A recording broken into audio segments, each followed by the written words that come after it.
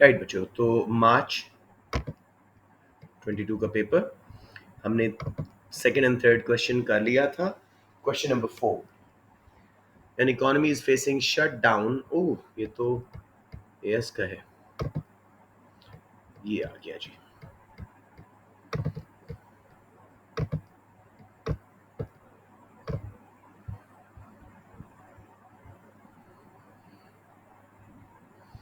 Number 4 जी, a profit maximizing firm operating in a perfect labor market.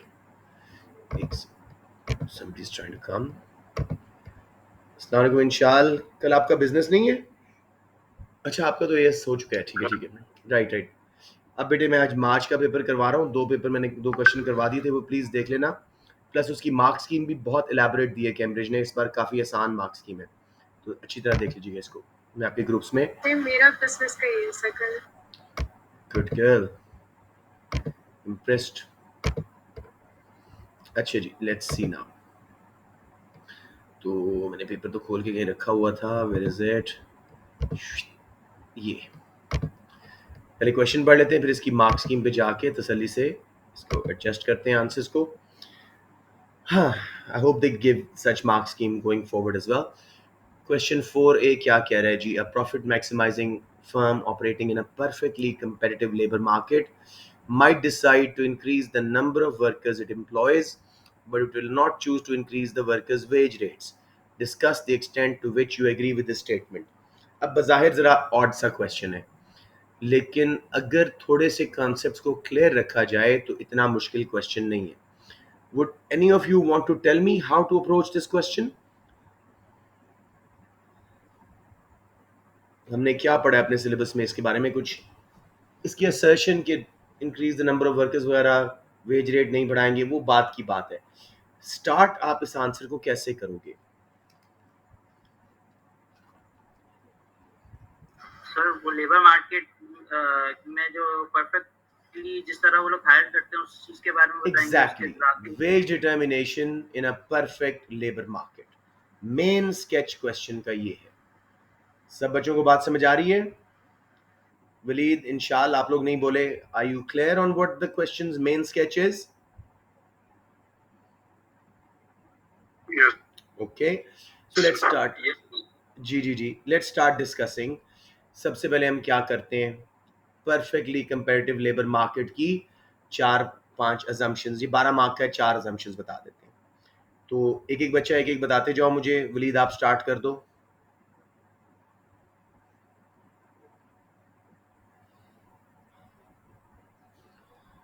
Large number of workers and hirers. Large number of workers और क्या? Sir hirers. Firms.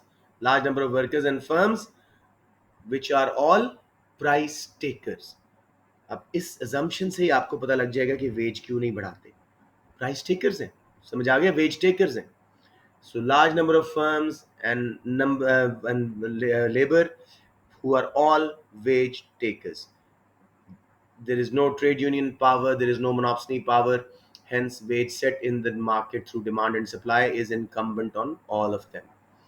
Second, इंशाल्लाह आप बता दें कोई इसकी प्रॉपर्ट feature.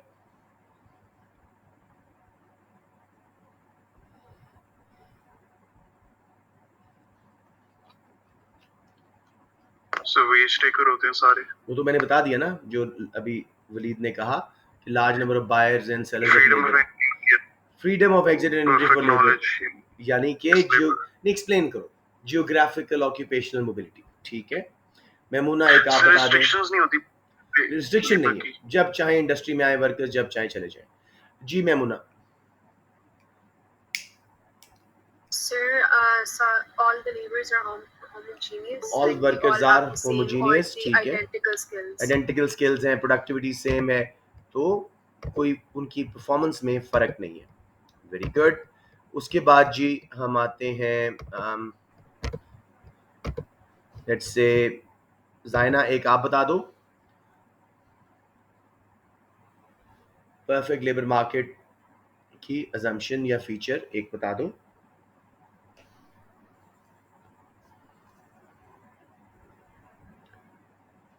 Zaina, your revision seems Sir, very she weak. left the हाँ, her meeting. revision is really weak. चलें बैक टू मोतशिम, आप बता दो मेरा बेटा, बल्कि इल्सा इल्सा आप बताएं.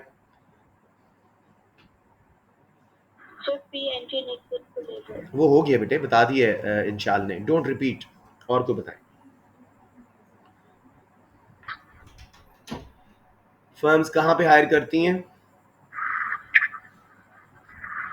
Then part goes to MCL. Where marginal revenue product is equal to wage या marginal cost of labor. तो बेसिकली हमने 4 assumptions की जी. Large number of firms and workers who are all wage takers. They all have perfect knowledge, free entry and exit of labor yani geographical occupational mobility. Worker skills are identical, homogeneous, same productivity, same efficiency. Lastly, firms are profit maximizers. They hire where MCL is equal to MRP of labor. अब हम MCL MRP theory को बता देते हैं जल्दी से. सबको MRP का पता है तो मैं स्किप कर दूं. मुझे बताएं. Sir, bata. सबको पता है बेटे, खामोश रहिएगा अगर पता है तो. Azhar, you know what MRP is?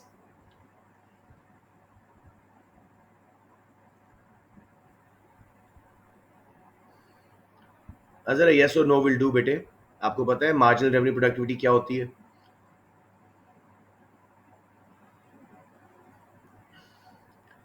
Okay fine.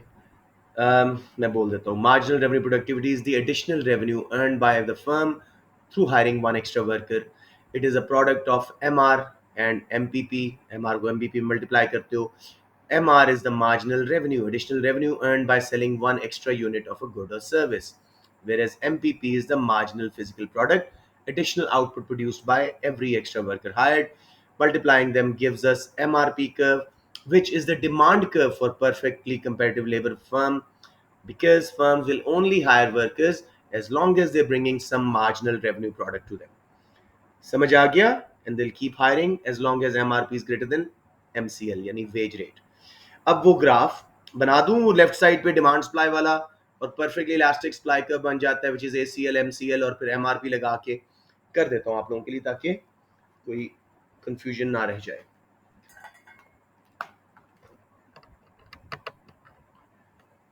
ऐसे आई टुक द रॉन्ग अप्रोच. सारी मार्क्स स्कीम बड़ी क्लियर थी, उससे हम कर सकते थे, मैंने जल्दी में इस तरह करना शुरू कर दिया. चलें, लेट्स डू इट. राइट जी. Okay. Okay, I'll have to go to another document.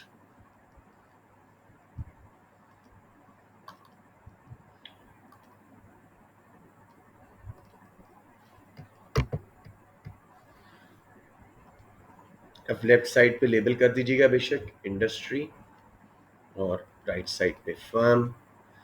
दोनों ग्राफ सेम स्केल पे ड्रॉ कीजिएगा. ये तो simple demand and supply theory है.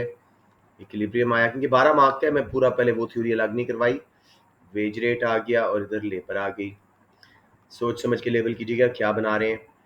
ये जो वेज रेट है तमाम फर्म्स का परफेक्टली इलास्टिक सप्लाई कर्व बन जाता है, because firms are wage takers. जो इंडस्ट्री में वेज सेट हुई, supply becomes equal to ACL and MCL. हर एडिशनल वर्कर भी उसी वेज पे हायर हो रहा है और एवरेज वेज भी वही है. अब हम जी MRP कर्व लगाते हैं जो पीछे समझा के आए हैं. अब नोट कीजिए E0 पे L0 वर्कर्स प्रॉफिट मैक्सिमाइज्ड है. इससे पहले MRP ज़्यादा था MCL से, प्रॉफिट प्रॉफिट प्रॉफिट, फिर लॉसेस स्टार्ट हो गए. तो firm will stop hiring at E0. ये आपका बेसिक स्ट्रक्चर कंप्लीट हो गया.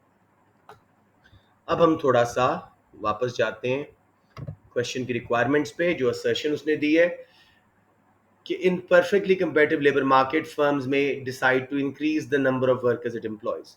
क्यों फर्म ज्यादा वर्कर हायर करेगी जी, मुझे बताएं. The level of output increase and increase. अच्छा, और जी अगर Profit वर्कर्स का, maximization. वो तो पहले ही हो रहा है ना बेटे. अगर वर्कर्स का MRP बढ़ जाए तो firms will hire more workers. Workers skilled हो जाएं, प्रोडक्टिव हो जाएं विद इन द फर्म, तो firm will hire more workers. समझ आ गया मेरा बेटा? कोई कंफ्यूजन? अलबत्ता वेज फर्म नहीं चेंज करेगी, क्योंकि अगर उसने वेज मार्केट से ऊपर या नीचे की, प्रॉफिट मैक्सिमाइजेशन नहीं हो सकेगी। तो firm will not change the wage, they are wage takers. अलबत्ता इंडस्ट्री में कोई कंडीशंस चेंज हो, सप्लाई ऑफ लेबर कम हो जाए जिसकी वजह से वेज रेट बढ़ जाए, तो अब फर्म देखो पहले से कम वर्कर हायर कर रही, सॉरी कम वर्कर हायर कर रही है, और या फिर लेट्स से डिमांड का कोई फैक्टर हो, डिमांड कम हुई है वर्कर्स की, अब वेज रेट नीचे आ गया, अब वो उसके मुताबिक वर्कर हायर कर रही है। समझ आ गई बात? तो firm is unable to change wages. Here the question statement is correct because they're wage takers. If they change wages, they will not be able to maximize profit, and they are profit maximizers. Hence, if market conditions of demand and supply of labor change, and as a result industry wage rate changes, only then firms will hire different number of workers for maximising profit. समझ आ गया मेरा बेटा? Wage change होगी industry की movement के through, और number of workers change होगा फर्म के अपने डिमांड कर्व, एमआरपी कर्व की मूवमेंट के थ्रू। कोई कंफ्यूजन यहाँ पे? सर इसमें सप्लाई और डिमांड दोनों की मूवमेंट का दिखाना होगा कि कोई एक भी दिखा सकते हैं? देखो मैंने तो एलैबोरेट दोनों काम करती हैं, आप थ्योरेटिकली भी कर दें तो उसको समझ आ जाएगी। Okay sir. इंशाल्लाह, हाउ क्लियर आर यू बेटे? Because I want to know level of understanding, I am coming top to bottom. जी इंशाल्लाह। Okay, anyone who struggling? Waleed, Maimoona, Ilsa, anyone? अपने माइंड में समझो कि मुझे M R P M C L theory तक, basic तक लाने के 7 मार्क्स मिल जाएंगे, कभी कभी 8 भी देता है। यहाँ पे 2 सेशंस थी तो मैं 7 दे रहा हूँ, फिर बाकी जो हैं 2-2 मार्क्स या 3-2 मार्क्स आपको। वेज क्यों नहीं चेंज होती? वेज टेकर्स हैं, और नंबर ऑफ वर्कर्स यस ज़्यादा एम्प्लॉय कर सकते हैं अगर डिमांड फॉर फाइनल प्रोडक्ट बढ़े या एम आर पी वर्कर्स का बढ़े, stuff like that.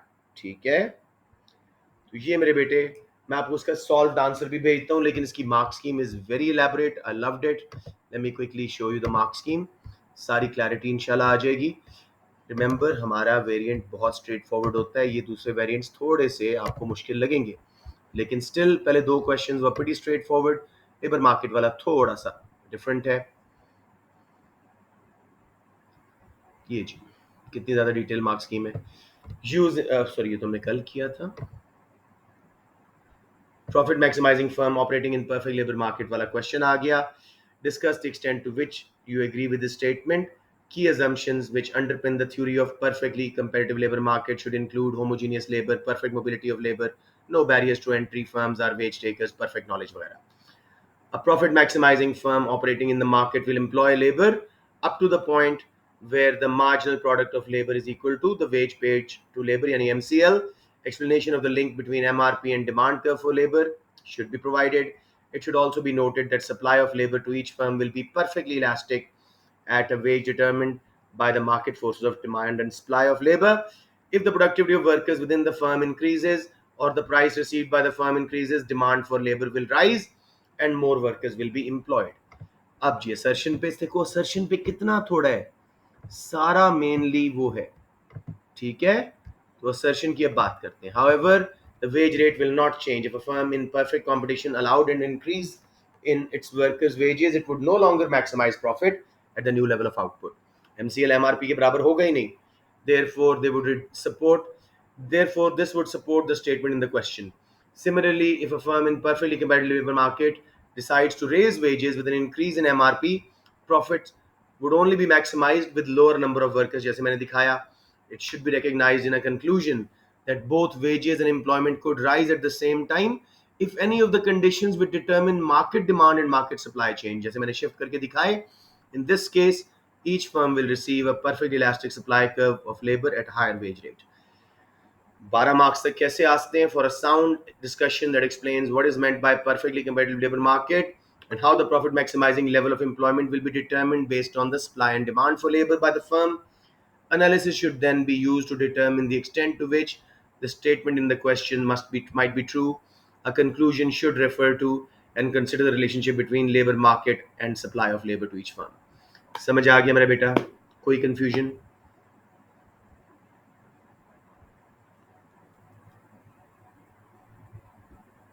Okay, let's now move on to, बल्कि अगले को इधर से ही कर लेते हैं, टाइम बचाते हैं. ये क्वेश्चन है जी. The government of a country sets an effective national minimum wage for workers. Discuss the arguments for and against the government's decision. I haven't done it with you guys in classes because minimum wage पे question कोई 2003 में आया था. So good कि अभी आ गया, आप लोग बच जाओगे, लेकिन still let's do it. Minimum wage का trade union, exactly trade union वाला ग्राफ है, एग्जैक्टली इक्विलिब्रियम के ऊपर लगाते हो. तो सबसे पहले तो हम बात करते हैं क्वेश्चन क्या क्या रहा है. Arguments for and against minimum wage. You can start with the graph और you can do the graph in the middle. ये आप लोगों की अपनी चॉइस है. मैं वैसे आप लोगों को ग्राफ बना के दिखा रहा हूं अभी, ताकि किसी को कॉन्सेप्ट में थोड़ा सा भी ग्लिच है तो वो क्लियर हो जाए. आप क्या रिकमेंड करेंगे कि आप पहले बनाएं या दरमियान में बनाएं? पहले मैं चाहूंगा आप लोग मिनिमम वेज डिफाइन कर दो. Why government imposes minimum wage, उसके फायदे बता दो, क्योंकि जब ग्राफ बनाते हैं तो उसके बहुत सारे नुकसान नजर आना शुरू हो जाते हैं. बच्चा नेगेटिव अप्रोच लेना शुरू हो जाता है. So getting my point. अब मैं पहले आपको ग्राफ बना दूं, उसी से आपको अंदाजा हो जाएगा मैं क्या बात कर रहा हूं. Wage rate, labour, supply, demand, equilibrium. ये वेज रेट चल रही थी, ये लेबर, एवरीथिंग वाज हंकी डोरी. गवर्नमेंट ने मिनिमम वेज ऊपर लगाई, हमेशा इफेक्टिव अबव इक्विलिब्रियम होती है. डिमांड कर्व तक आए पॉइंट ए. अब सिर्फ इतने वर्कर्स हायर हो रहे हैं. सप्लाई कर्व तक गए पॉइंट बी, जबकि इतने वर्कर्स अपने आप को सप्लाई कर रहे हैं.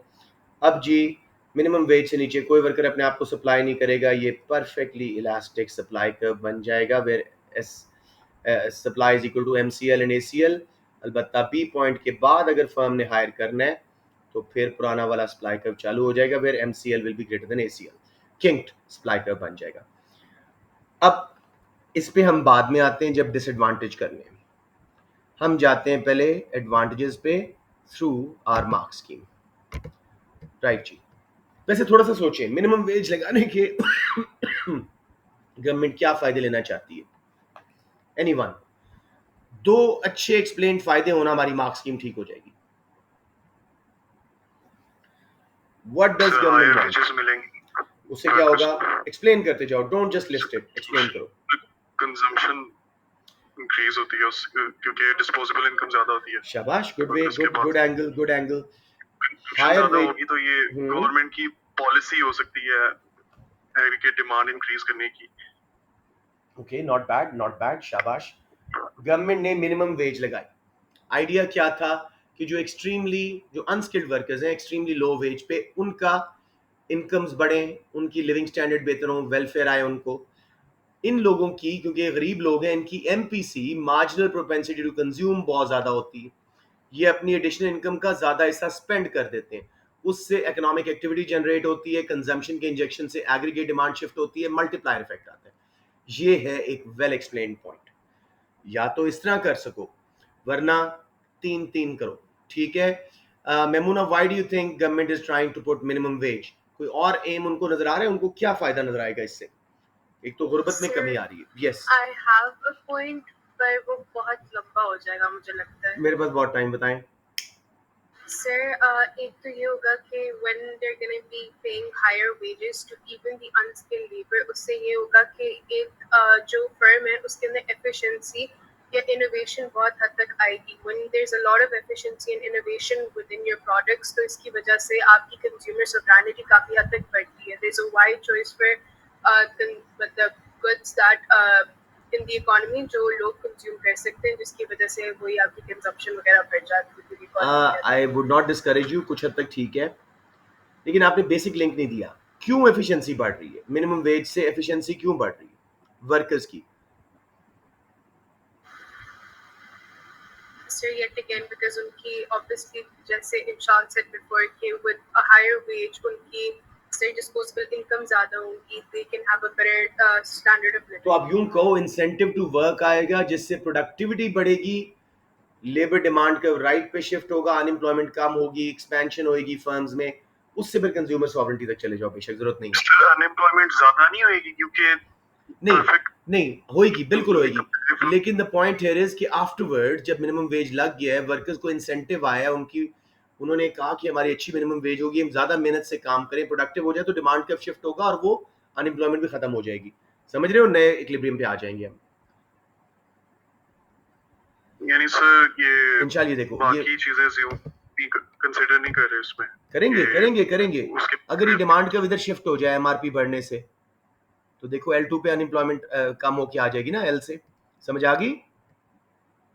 यस या अच्छा जी, और करते हैं अब थोड़े सॉलिड पॉइंट्स और लेते हैं। वैसे दो बहुत सॉलिड पॉइंट्स आप लोगों ने किए, लेकिन मैं want to stay within the track, don't go toward consumers. अच्छा नेक्स्ट क्या है जी? सर ये प्रोडक्टिविटी डील का पार्ट है ना, यानी कि एम्प्लॉयमेंट हो रही है जब तक यस, प्रोडक्टिविटी या इंक्रीज हो रही प्रोडक्टिविटी है। डील की भी बात कर सकते हो, या वैसे भी यार जितना मर्जी बिजनेस का है, money is not a motivator. I have worked for so many years, it's the biggest motivator. अभी कल परसों मैंने कॉन्ट्रैक्ट साइन किया है, या अभी होने वाला है, हुआ नहीं। एक स्कूल मैंने छोड़ा, क्यों? हालांकि मेरे घर के बिल्कुल पास, I love going there, I love the kids, लेकिन छोड़ क्यों रहा हूं? पैसा ज्यादा मिल रहा है, 20 मिनट ड्राइव करके जा रहा हूं, तो कौन कहता है मोटिवेशन नहीं आती? समझ आ रही? पर्सन टू पर्सन डिपेंड करता है। टेलर अपनी जगह ठीक था, बाकी टेलर की थ्योरी मुझे तो बहुत पसंद थी, टू बी वेरी ऑनेस्ट। ठीक है, he was right, it's money that makes us work. Yes, higher levels of needs, fine. अगर आपकी डिस्टिंक्शन आ जाती इस साल, I would have been really happy. लेकिन अगर क्रेसेंट मुझे कहता जी thank you for the distinction, हमने और टीचर रख ली है, वुड आई बी मोटिवेटेड? मुझे बताओ। At the end it's the money. ठीक है ना? So that's the point. तो मैं जल्दी से पढ़ लेते हैं ताकि टाइम बचाएं, हमारा डिस्कशन जरा लंबा हो गया। Answers should clearly identify and explain why a government might wish to increase the minimum wage. Aims might include to increase basic living standards, ensure a more equitable distribution of income. जब गरीबों के पास पैसा आता है minimum wage के through, वो poverty trap से निकल आते हैं। पॉवर्टी ट्रैप क्या है? Minimum wage is too close to unemployment benefits, वो गरीब के गरीब रहते हैं। मिनिमम वेज ली, अनएम्प्लॉयमेंट बेनिफिट रिमूव हो गया, गरीब के गरीब रहे। अगर मिनिमम वेज हाई कर दिए गवर्नमेंट ने, तो पॉवर्टी ट्रैप से निकल आएंगे, इनकम गैप्स में कमी आ जाएगी। Encourage individuals to get a job and encourage labor productivity. Analysis should then attempt to show the impact of a minimum wage, which will be different depending upon the type of market under consideration. अब वो graph बनाना है हमने। पहले perfect market का, इसमें unemployment होगी depending on elasticity of demand and supply. फिर मोनोप्सनी का, उसमें अनएम्प्लॉयमेंट भी नहीं होगी, वही सेम ग्राफ है मोनोप्सनी का, जैसे ट्रेड यूनियंस का। आप लोग समझ रहे हैं सब? वेज, लेबर, सबसे पहले जी supply, ACL, marginal cost of labour, demand curve, MRP लगाया आपने, MRP MCL पे मोनोप्सनी यहाँ हायर कर रही है वर्कर्स, LM। वेज कितनी देनी चाहिए थी? W star. दे कितनी रहे हैं? अपनी सप्लाई कर्व के मुताबिक सिर्फ WM। इसके बीच में अगर गवर्नमेंट यहाँ कहीं इक्विलिब्रियम सप्लाई एंड डिमांड जरा ऊपर कीजिएगा, मिनिमम वेज लगाती है, तो नोट करें पहले तो परफेक्टली इलास्टिक सप्लाई कर्व बन गया, उससे नीचे कोई वर्कर अपने आप को सप्लाई नहीं कर रहा, नेशनल मिनिमम वेज है। ए पॉइंट के बाद पुराना सप्लाई कर्व वापस MCL greater than ACL, right. अब कितने वर्कर होंगे हायर? जहां पे उनकी मिनिमम वेज पे जाओ, जहां पे एवरेज कॉस्ट ऑफ लेबर आ रही है L मिनिमम वेज, तो ना सिर्फ एम्प्लॉयमेंट जनरेट हो गई, वेजेस भी बढ़ गई। समझ आ गया? इस केस में एम्प्लॉयमेंट जनरेट हो रही है। परफेक्ट मार्केट में अनएम्प्लॉयमेंट हो रही है। L2 L1 job losses, L2 1, हाँ सॉरी, जब हम लोग बेनिफिट्स बता रहे होंगे तो हम लोग ये बेनिफिट्स बता सकते हैं कि वो जो मोनोपोली की फर्म्स होती है उनका होल्ड कम करने के लिए।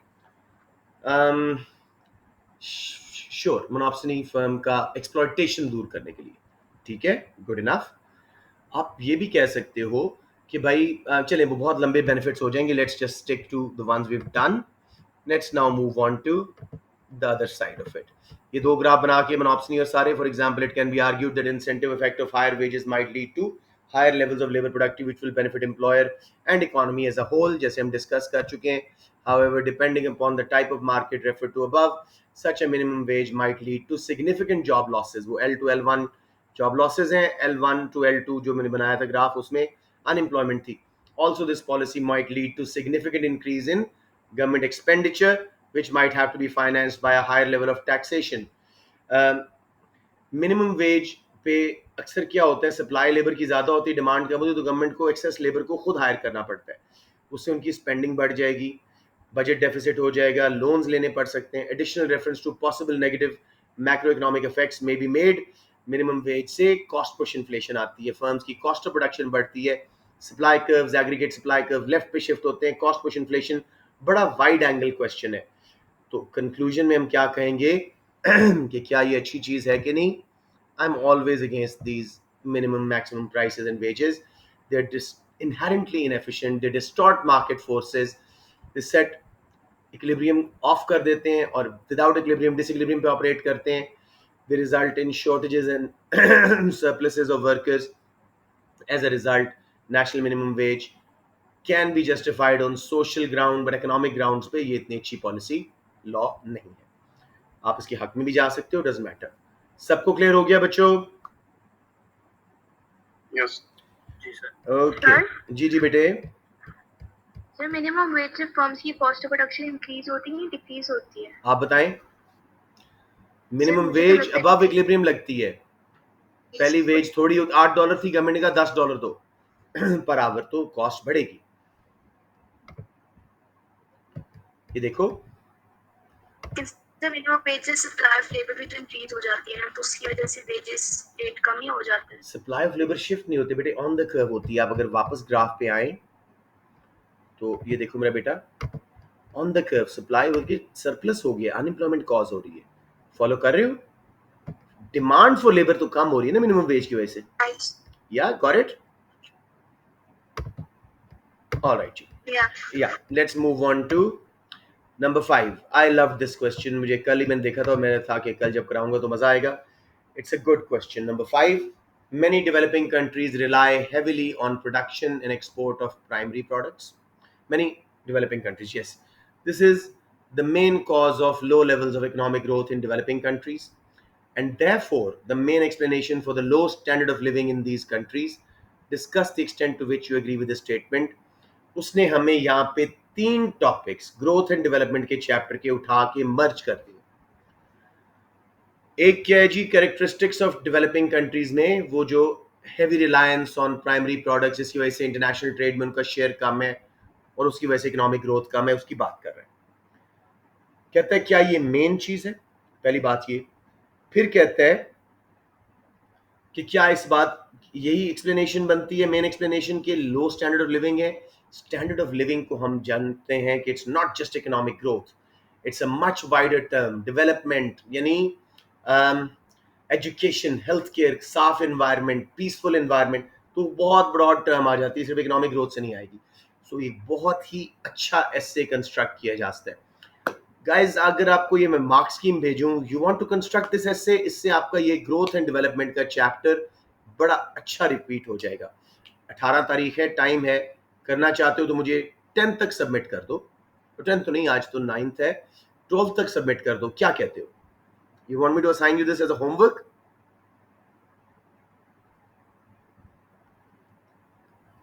खामोशी मींस यस. बताएं मुझे. सर मैं तो नहीं कर पाऊंगा, मेरा 12th को क्योंकि पेपर है. तो चलें बाकी बताएं. क्या सेम? 12th को मेरा पेपर है, 12th को चलें फिर मैं सुना देता हूँ कहानी. क्या हो गया है, और 13 को से अच्छा, मैं आपको इसका सॉल्व आंसर भेज दूंगा. अभी मार्क्स स्कीम देख लो. मैं एक्साइटेड हो गया था क्वेश्चन देख के. चले, तो मैंने आपको इस तरह का, यानी बिल्कुल ऐसा नहीं था, लेकिन आपके सारे क्वेश्चन मैं चेक कर चुका हूँ और आपको मैंने फीडबैक भी दी थी कि एक्सीलेंट है, और मैं बाकी ग्रुप्स में शेयर भी कर रहा हूँ. दे वर वेरी गुड. मैं जरा लेजी हो गया था, मैंने भूल गया था शेयर करना, अब कर दूंगा. ठीक है. सो बेटे कह रहा है candidates should address the 3 elements of the question. First, is it true that many undeveloped countries do rely on the production of export of primary goods? Yes. The nature of this type of goods usually means that demand for exports is inelastic, क्योंकि ये vegetables हैं, fruits हैं, basic necessities हैं. साथ में इनकी supply unsure है, weather dependent है. सप्लाई भी इनइलास्टिक है और शिफ्ट होता रहता है curve because of weather changes and all that.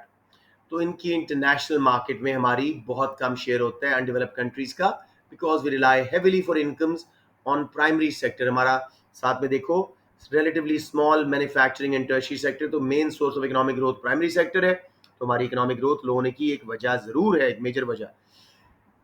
अच्छा जी, लेकिन this is not the only reason. Relatively low levels of economic, अच्छा पहले तो इसकी बताते हैं इसमें ऐसा क्यों है कि क्यों हम डिपेंडेंट हैं प्राइमरी गुड्स पे। हम अपने एग्रीकल्चर सेक्टर में इन्वेस्टमेंट ही बहुत कम कर रहे हैं, उसकी प्रोडक्टिविटी बहुत कम है प्राइमरी सेक्टर की, अच्छी एजुकेशन नहीं प्रोवाइड कर रहे, जिसकी वजह से इनकम्स कम है, इनकम्स की वजह से सेविंग्स कम है, डेवलपमेंट ट्रैप आ रहा है, बैंक्स के पास पैसा ही नहीं जिसको फर्दर लेंड करके कैपिटल इन्वेस्टमेंट करवा सकें। बट ये मेन रीजन नहीं है। It should be recognized that there are other factors which might contribute to low growth rates in underdeveloped countries. For example, low levels of investment in training and education. उससे हमारा वही development trap, education and training नहीं है तो productivity नहीं है, productivity नहीं है तो इनकम्स लो है तो सेविंग्स कम है तो वापस productivity come, growth come. Third part of the response should question the relationship between a low level of economic growth and low standard of living in undeveloped countries. Economic growth low होने का मतलब जरूरी नहीं है कि standard of living लो है। Standard of living एक बहुत ब्रॉड टर्म है। अगर ग्रोथ कम है, प्रोडक्शन कम है, तो नेगेटिव एक्सटर्नलिटीज भी तो कम हो सकती हैं।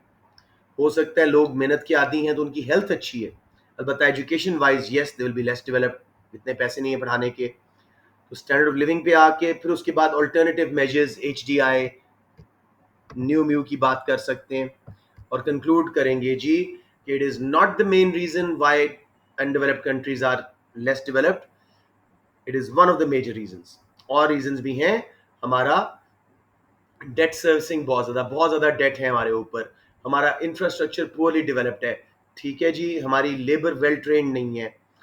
अब जी, लेकिन लिविंग स्टैंडर्ड्स का इससे इतना ताल्लुक नहीं जितना बाहर नजर आ रहा है। इकोनॉमिक ग्रोथ जरूर कम है लेकिन लिविंग स्टैंडर्ड हो सकता है अच्छे हों, because of cleaner environment, because of more healthy people, because of natural living conditions. समझ आ गया मेरे बच्चों? अब I am going to send you the solved March 22 का पूरा पेपर, सेक्शन बी के 2 क्वेश्चन एटलीस्ट, उनको कम से कम जरूर अच्छी तरह कर लीजिएगा मेरे बेटा, उसमें लेजी ना होइएगा, रिपीट होने के चांसेस होते हैं। सो आई थिंक इनफ, हमने 5 क्वेश्चन कर लिए हैं, अब सेक्शन ए कर लेते हैं और आज की क्लास को खत्म करते हैं। तो इसमें एफिशिएंसी का क्वेश्चन था, इसमें एफिशिएंसी क्वेश्चन मेरे ख्याल में नहीं था, which is a good thing, आपका लाजमी होगा बेटे। हमारे वेरिएंट में I can not remember a paper without efficiency question, और अल्लाह ना करे अब भी आएगा। सर इस वाले में भी है first question I guess. First question is about second.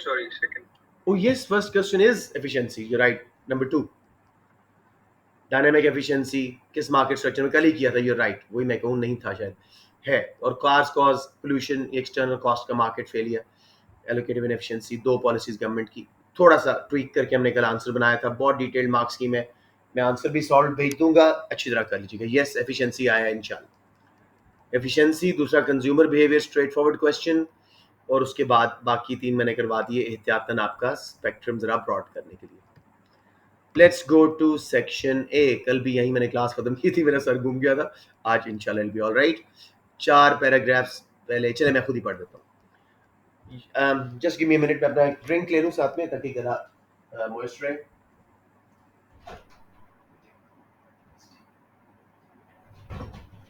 Right जी, हेडिंग है जी, changes in New York yellow taxi industry. The yellow taxi is one of New York's famous sights. कभी आप न्यूयॉर्क जाएं तो आपको बहुत येलो कैब नजर आती थी, जब बचपन में गया था तब तो बहुत ज्यादा थी। There are 2 types of drivers of yellow taxis: owner drivers who own the license and lease drivers who pay a yearly fee for the license to the owner. I think pretty clear. Historically, owning a license was valuable because the demand for them has been greater than the supply. The huge demand for licenses meant that in 2011, 2 licenses, इनको medallion बोलते हैं, sold for $1 million each. $5 lakh का एक licence है taxi cab चलाने का. For lease drivers, the only way to cover the lease fee and expenses such as fuel and maintenance is to work long hours. And have few days of, क्योंकि उन्होंने owner को lease भी पे करनी है और उसके बाद अपनी कमाई करनी. By 2020, the value of the license had fallen significantly, leaving owners in financial hardship. It was in 2011 that things began to change. Until then, part of New York, known as Manhattan, had always been monopolized by yellow taxis. They worked only in the busiest areas, resulting in large number of yellow taxis often seen in movies and on television. In 2011, the local government allowed the introduction of another taxi service, painted green, in the less densely populated area of the city where yellow taxis typically did not go. तो government ने एक और licence दे दिया painted green taxis के नाम पे, उन taxis को, ग्रीन कलर वाली को.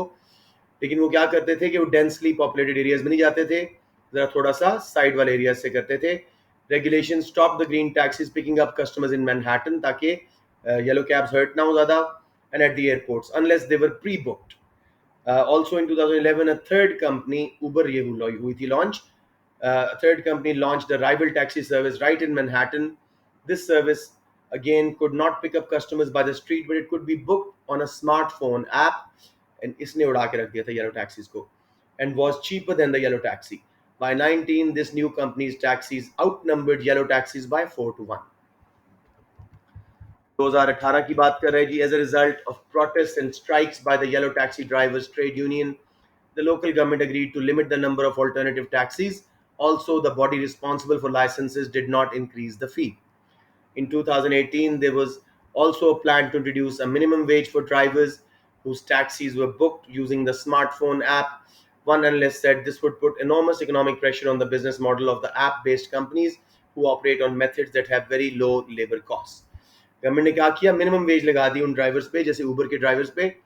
उन्होंने कहा जी ये तो ऐप वाली कंपनीज हैं, लो कॉस्ट की वजह से कामयाब हो रही हैं, बहुत थोड़ा किराया चार्ज कर रही हैं, तो minimum wage will put pressure on their survival. 2019, there was a proposal to introduce a surcharge for taxis known as congestion prices. Every taxi trip will have a surcharge added to the fare, and the fund from the trip will go to repair work on the underground subway metro system to improve its efficiency and reduce fares. बड़े समझ आ गए, simple सी मजे की कहानी थी. कोई question जो बात समझ ना आई हो? अब तसल्ली से I am starting with Waleed. किस साल है? बेटे मार्च 22, 2022 का पेपर है आपका, अभी जो इंडिया में आया 2 महीने पहले. ये भी वेबसाइट्स पे नहीं मिलेगा आपको, मैंने आपको भेज दिया ग्रुप्स में. हमारा वेरिएंट का नहीं है, हमारे वेरिएंट का नहीं है. इंडिया का है ना, इंडिया का है तो 22 लेकिन 42 लेकिन इंडिया का है. फर्क होता है हमसे, ठीक है. जी Waleed, distinguish between a fixed cost and a variable cost. पहले डेफिनेशन से बता दो, फिर ऊपर मैं डेटा पे ले जाऊंगा. Identify one example of each from the article. पहले मुझे बताएं फिक्स्ड कॉस्ट और वेरिएबल कॉस्ट क्या है. डिफाइन करोगे तो डिफरेंस खुद ही साबित आ जाएगा. So fixed cost is a cost that does not changes with the level of output produced. At least in the short run. ये जरूर बोलेगा, at least in the short run. Long run में सारी cost variable होती है. Example बाद में लेते हैं. वेरिएबल कॉस्ट क्या होती है? So that changes with the level of output. यहाँ पे आपको एक मार्क आ गया. मेमुना अजहर, आप जरा देखें, पहले 2 पैराग्राफ्स में कुछ कॉस्ट का जिक्र है. कौन सी आपको फिक्स नजर आ रही है और कौन सी वेरिएबल? Take your time.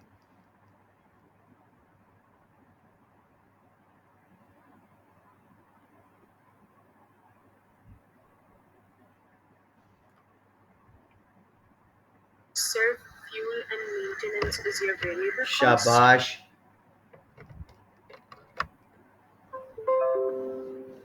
और क्या इन ड्राइवर्स को देनी पड़ती है?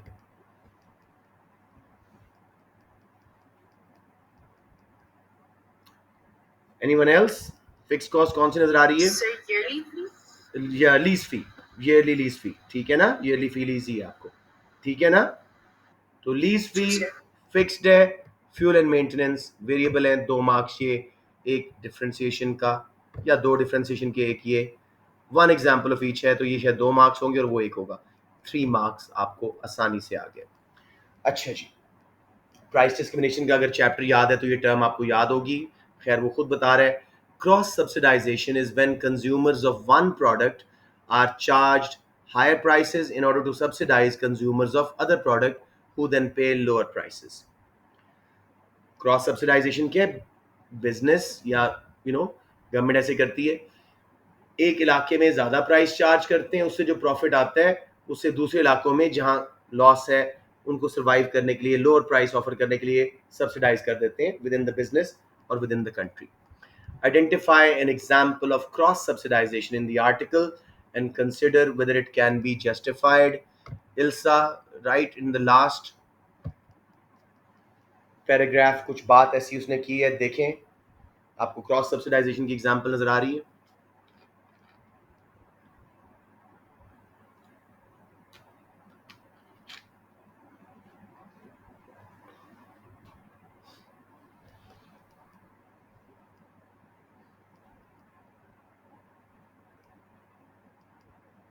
सर वो सरचार्ज फॉर टैक्सेस जो उन्होंने लगाई. यस, कंसेशन प्राइसिंग जो लगाई है, हर ट्रिप पे पैसा आएगा और वो जाएगा कहाँ बेटे? क्रॉस सब्सिडाइज होके कहाँ जाएगा? Sir underground Subway. और उससे क्या होगा? Efficiency would improve and शाबाश. अब वो कह रहा है कैन इट बी जस्टिफाइड. अगला पार्ट क्या कह रहे हैं?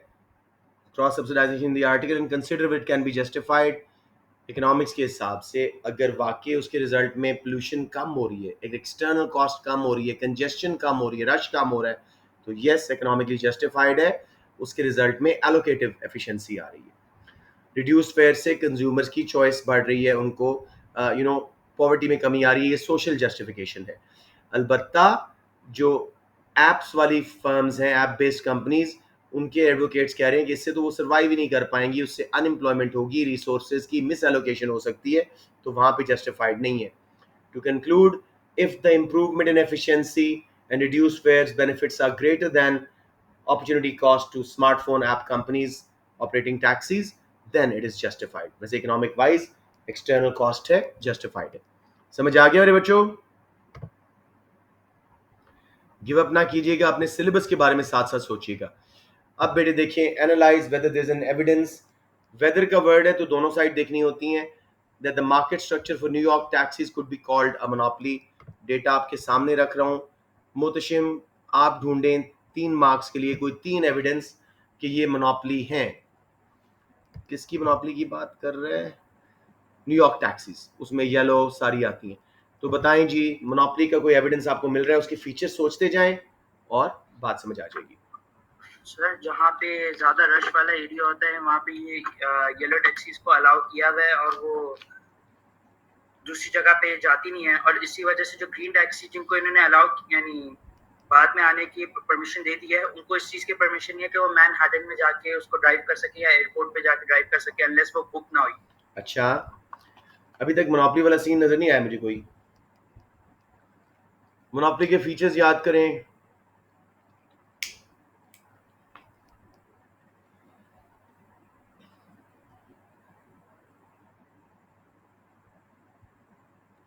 anyone जी who wants to add?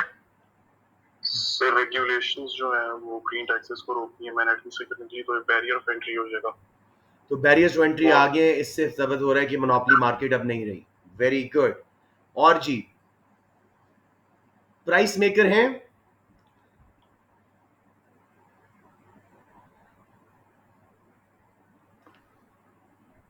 $2011 से पहले पहले मार्केट शेयर बहुत बड़ा था येलो टैक्सीज का. लाइसेंस कॉस्ट 1 मिलियन पे पहुंच चुकी थी 2 लाइसेंसेस की. They were heavily controlling the market. They definitely had more than 25% market share. That made them monopoly. 2011 के बाद मॉडल ओलिगोपोली होना शुरू हुए.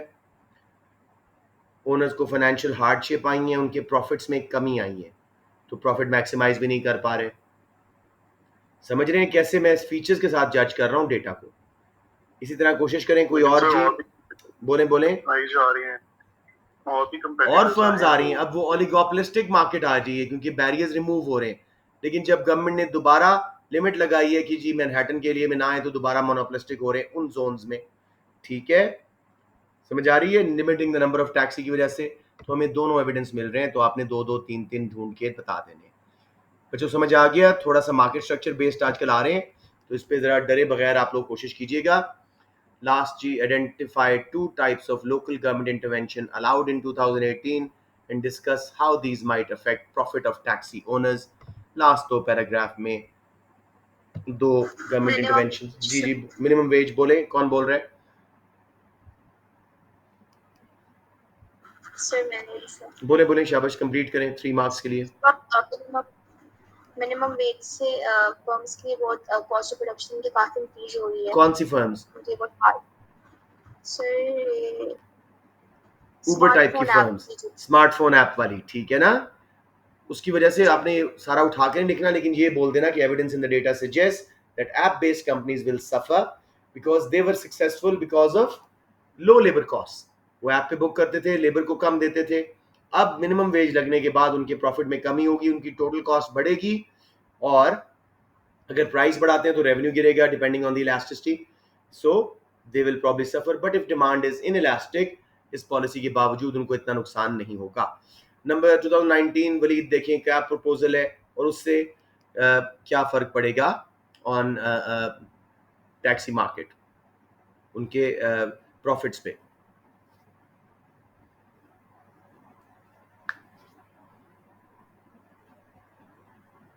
तो प्रॉफिट्स उनके डिक्रीज हो जाएंगे. बिल्कुल सही है. थोड़ा सा मेरे 3 मार्क्स लेने हैं.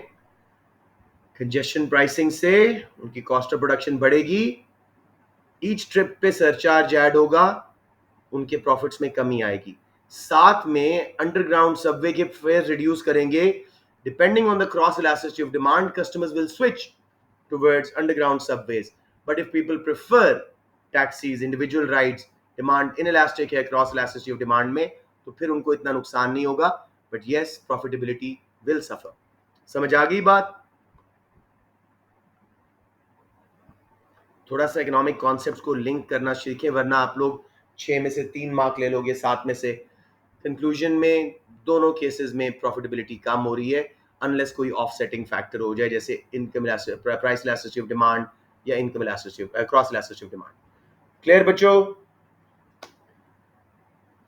Yes sir. Okay, we are done with section A as well. And Bilal से तो मैंने कुछ पूछा ही नहीं. बिलाल, चले कोई बात नहीं, is a good kid. Right, so I'm just saving my class. You guys can go unless you have any questions.